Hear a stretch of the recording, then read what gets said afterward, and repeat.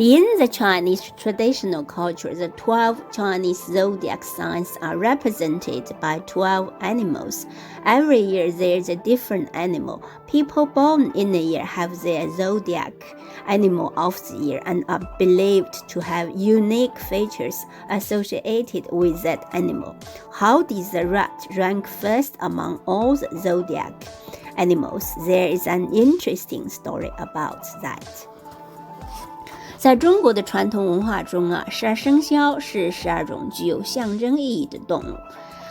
在西方和欧美，很多人可能大概都知道12星座，但是知道12生肖的人或许不是很多。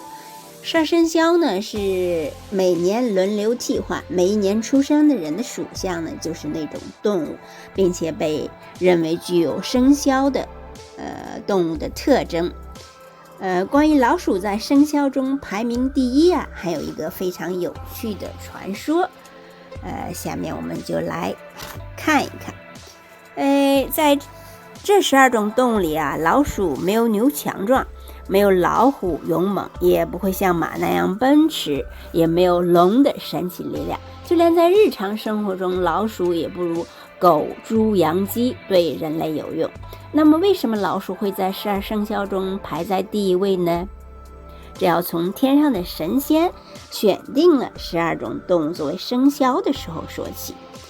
天上的神仙啊，让他们自己商量如何排位，因为老黄牛勤劳宽厚，连龙和虎也尊敬他。因此呢，大家都同意让他排第一，只有老鼠反对，说我才是最大，不信的话我们去人间走走，看看百姓怎么说。于是牛和老鼠一起来到了人间，他们来到了一条非常热闹的街道。牛从街上的人群中走过，人们觉得都很平常，没有什么特别的反应。这时候老鼠一下子爬到牛背上，再爬到牛角上，站立起来，人们大为惊讶，纷纷说快看呀，好大的老鼠，快看呀，好大的老鼠。于是呢，老鼠就得意地说，果然还是我最大吧。其他的动物啊只好无奈地答应了。所以呢，后来呢，我们这个12动物的排列的顺序就是从老鼠开始，老鼠第一，然后是牛、虎、兔、龙、蛇、马、羊、猴、鸡、狗和猪。